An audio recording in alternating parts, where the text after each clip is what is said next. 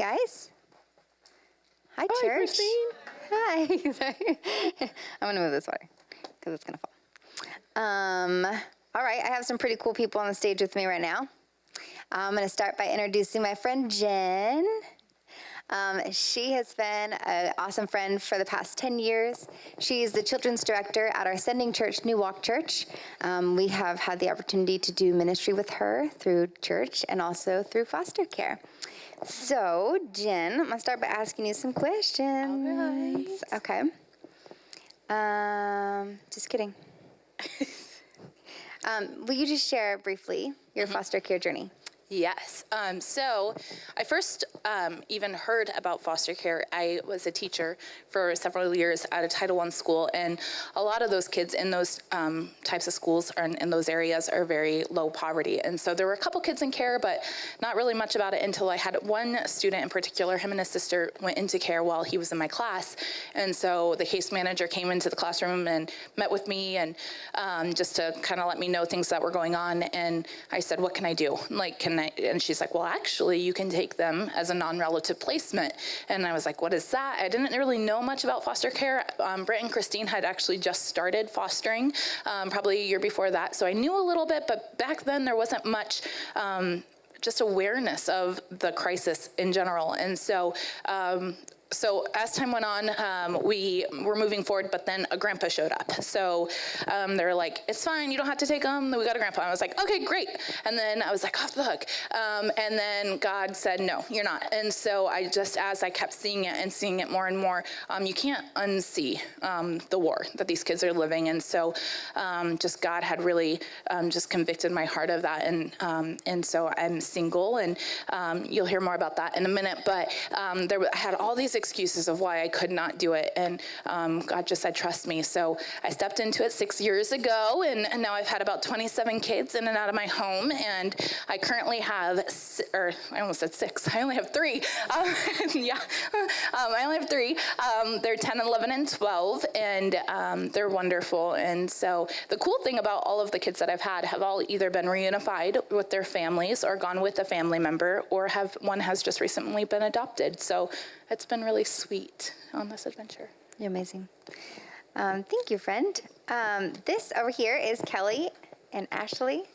They attend our church. They've been faithfully serving and supporting Kairos Church for the past about 8 months. We're just going to say 8 months because we're not sure exactly. But Ashley, you shared with us that in 2016, that was the year that you felt called to foster. Can you share about that and your journey up until now? Sure. So Kelly and I were married in 2007, but in 2016, as you guys are aware, it was a bit of a contentious election, and there were a lot of topics being discussed, but one of them that really opened dialogue in our home was the pro-choice, pro-life discussion. And one day I was just aimlessly scrolling through Facebook, and I ran across a political cartoon, and I don't know if you've ever read something that kind of like hits you a little bit, and basically, they have it up there. It's this judge or politician saying who's against abortion, and all these people have their hands up, and then who wants to adopt. And I just felt a huge sense of conviction, not necessarily about the adoption part, but just the call to action about what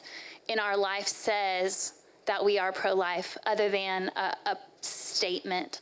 And so that created just the stirrings for us. And so in January, I guess, of 2017, in a Krispy Kreme drive-through near Celebration, we made the decision to start and register for foster care licensing class. And we kind of went in with the mindset of, let's just check it out. Let's see what it is. This doesn't commit us to anything. And here we are 2 years later, and we've had 10 children through our home between long-term, or respite care, short-term. And it's been nothing short of amazing. Amazing. All right, I'm asking you another question, Ashley. Many people go into foster care or think about foster care that they think that the biological parent is the enemy, or that they're not fit to parent. But the role of a foster parent is not just to advocate for the child, it's to advocate for that child's family.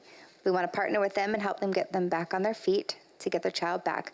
We also have the opportunity to share the hope of Jesus with them. Can you share your perspective on this and how you've done this? So when we started licensing classes, one of the days of topics is talking about co-parenting, and that is coming alongside biological families and basically parenting with them. And that terrified me because I think it came from a place of fear and just uncertainty. How would we relate to them? What would we talk about? Would they be angry at us because we had custody of their children? But our experience has been nothing like that. We have met some of the most brave and courageous people through this. And we've been able to walk beside them and encourage them and empower them, bring them to church and participate in family holidays and invite them to birthday parties and school outings. And our hope in all of this is that as we help provide stability and support and guidance for them, that they are able to then rebuild and create the family that we desire for our foster children to go home to one day, because the goal of foster care is always reunification unless it's not safe. And same for us. All of our children have either gone back home or we had one that was adopted. So. Awesome. Miss Jen, I think some people think they need to be married or should already have a family and kids, or that they have to have their whole life together before they can become a foster parent. Can you speak into that and how you came to a decision to become a foster parent? Yes, you don't have to be married. That's false. Single. So it's really, this was the scariest decision I've ever made. And I did, when I first started, I was like, all right, God, I'll do that, but just, I'll wait until you send me my husband first. And I just felt like, the reason really is because I was like, I'm not stepping into this. I've never had kids. I can't parent. I don't know anything about them. And I need someone to do it with me. And I just prayed, and God just said, I will equip you. And so he has. And so I've asked God to fill in the gaps everywhere where I lack. And he has sent people. He sent a village around me. And so one of the biggest struggles is when it's just me and I want to tap out and be like, tag, you're it. I don't have a husband at home, but I have friends and who I can call and say, hey, I need help. Or, hey, can you take the kids for the night? Or they just bring dinner over because I'm just sheer exhausted. And so I have my village around me. And so that has been just the sweetest thing of it. And the other piece of that is life will never be convenient. When you have your own biological children, you will never have it all together. When I stepped into fostering, I left teaching. And that year I was transitioning into my job at the church. And anyone in their right mind would say, Jen, you have an excuse. You're starting a new career, that you left a job of stability and benefits and all of that to no benefits. And it was scary. And God said, don't forget, I'm going to equip you. I'm going to provide. And so I just trusted that. And he has, and it hasn't always been easy, but he's faithful. So there's that. Awesome. I've loved getting to walk that journey with you. Ashley, you guys recently said goodbye to a long-term foster placement and now are doing respite care. When we tell people about respite care, they have no idea that that's a possibility. So can you share a little bit about what respite care is and how helpful it is for foster parents? Yes, so we are currently doing respite care. As Christine said, we had a placement for just over a year and he recently moved. And so we haven't been ready to jump back into another long-term, but respite care are planned short-term placements. And so if you want to support foster families, maybe they're going on vacation, maybe they just need a time of refresh. The good part about respite care is it's unlike foster care in that you don't get that 1 a.m. phone call. You know that you're having this child from Monday to Friday, or you just get to choose a little. You're a little more selective, I guess. And so the benefit of respite care for us has been, when we first started, we only took 0 to 3. We just thought that would fit the best with our birth order of our children. And through respite care and being like, oh, we can take a 6-year-old for 3 days, how bad can it be? We've actually grown our age range, and we've just really learned to enjoy I guess a larger age range of children than what we thought we would initially fit in our family. And it's just been so refreshing for us as foster parents to utilize respite care, and a joy to provide respite care for other families as well. It's a great first step if you're not sure whether you want to jump in head first. It's little bites. That's so true. All right, I want a dad's perspective, Kelly. So oftentimes women, moms, wives, we're the voice and are heavily involved in the child's life and the child's case, but the foster dad also plays a huge role in this. So can you share a little bit about your role? Sure. So honestly, this wasn't something I really thought about much going into foster care and going through the classes. but it became very evident with our first few placements that a lot of these kids really are fatherless. And I might be the only father figure that they have in their lives.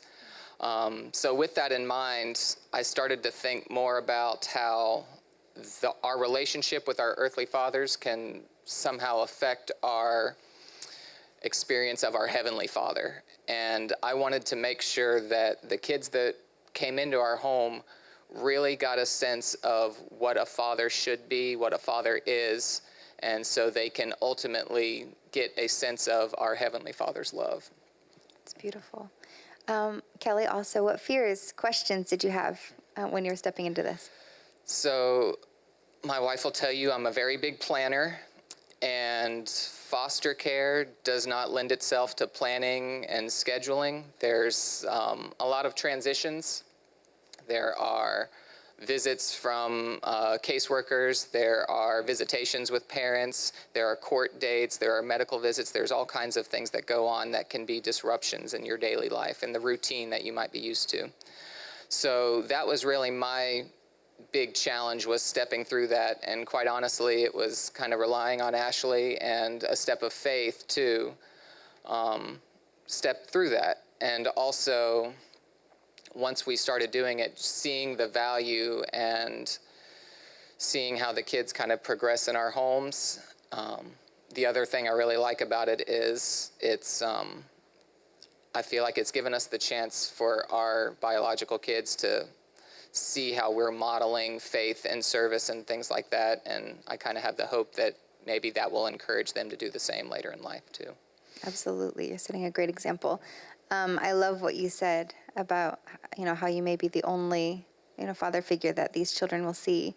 So what's your challenge or your advice to dads who are considering foster care? So being very practical, just like Jen said, once you've seen the need, you can't unsee it. And one of the things we tend to say in our family is see a need and meet a need. And the need, even in just our local community, is really great. I don't think we've gone more than 2 weeks without having a child come into our home. So usually when I talk about foster care, the first response I get from most people is that I could never do it because I would get too attached. And I guess what I'd like to say is that's exactly what these kids need. They need you to get attached because they've lost all their other attachments. And the fear that we have of losing out, which is a real thing, but it doesn't outweigh the needs of those children who don't have a home, who don't have a father, who don't have a mother right now. And it's something that we need to step into with faith. Absolutely. All right, Miss Jen. Foster care is a roller coaster, no matter what age of child you're fostering. But from stories, classes, training, and even personal experiences, fostering teens and preteens brings its own set of ups and downs. Can you take a few minutes to share your heart and your burden for older kids and the immense need for it? Yes. Okay, so when I first decided I was going to take older kids, the reality is with my job, we have a crazy schedule already, and so little ones require more of a structured routine, even though there's really not such a thing. But I decided I needed kids who can wipe their own butts and tie their own shoes, and so we can get up and go. So that was my initial reason. And then over time, I realized that there are not many homes. And so I went to a training one time, and they're like, Jen, do you realize you're one of 4 families in all of Pasco and Pinellas County that take 12 and up?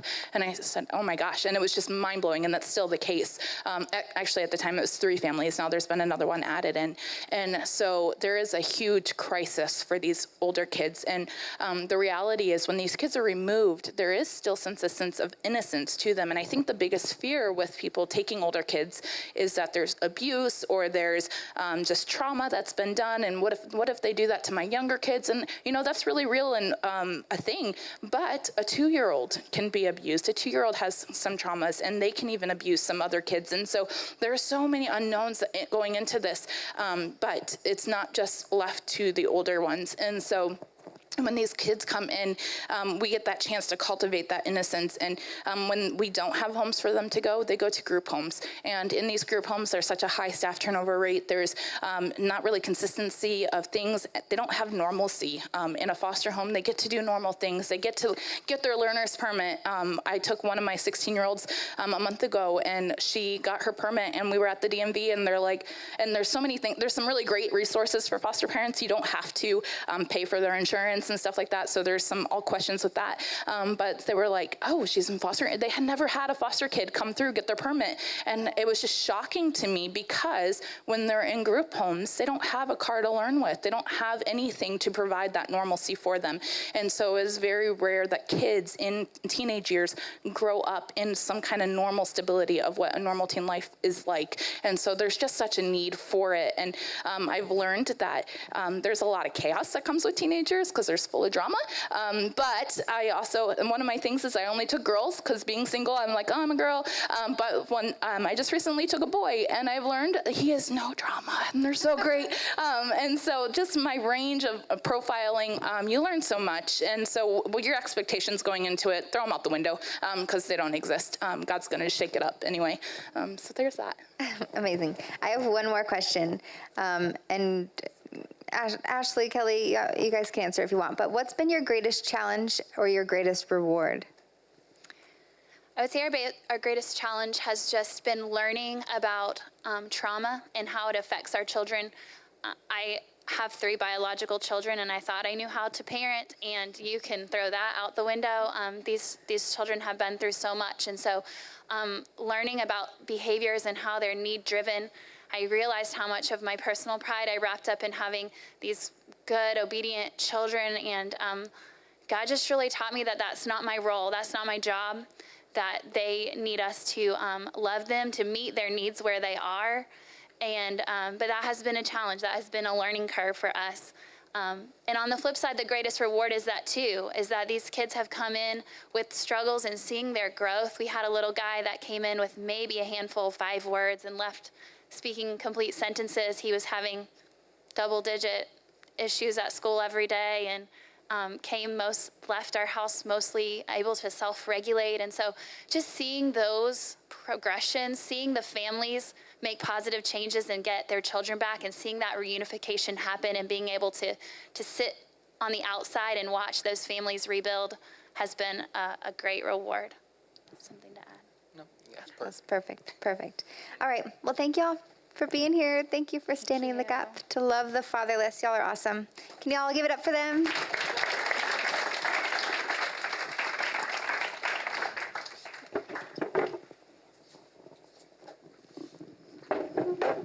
I love their stories, their testimonies, and man, just what they've been doing to stand in the gap for sure. Hey, what I want to do is I want to do one more thing. I want to have you hear from one more person today, and I'm going to have Jen Sturck from Echo Ministries join me on the stage. She runs an organization that is doing exactly what we're talking about, standing in the gap, loving the fatherless, and it's remarkable. And so I wanted to get you guys some information about this organization, introduce you to her, and man, give you some more ways to get involved. Here, I got you your microphone this time. Look at that. I remembered. So just a couple of questions. We connected probably a little over a year ago, maybe, and I saw stuff as we moved out here and started doing stuff. I started seeing what Echo was doing, and you guys have been around since 2011. You shared with me in 2018, you guys saw some just amazing growth through partnerships, through volunteers, through donations, and now in 2019, you're kind of riding that and doing some amazing things there. So share a little bit what Echo stands for and a little bit about your mission as well. Sure. So ECHO stands for Everyday Christians Helping Orphans. We work to meet the physical and spiritual needs of children in foster care, adoptive homes, relative and non-relative placements.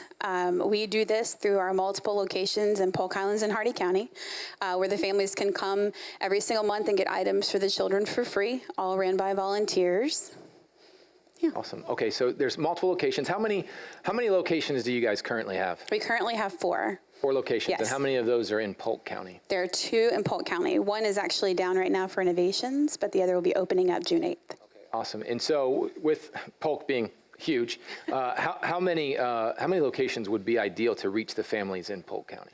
Really, we think 4 would be able to reach the majority of families in Polk County, yes. So they're all volunteer-run, these locations. What does that look like? What would a volunteer do? How many volunteers are at each location?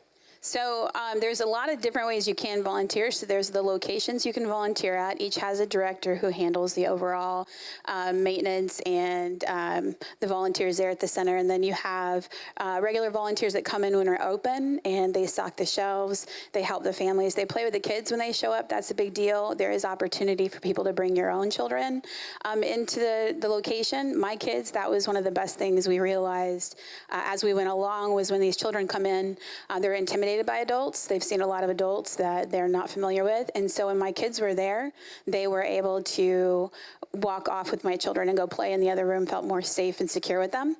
There's also opportunities in our leadership, going out and talking to the public about what we do.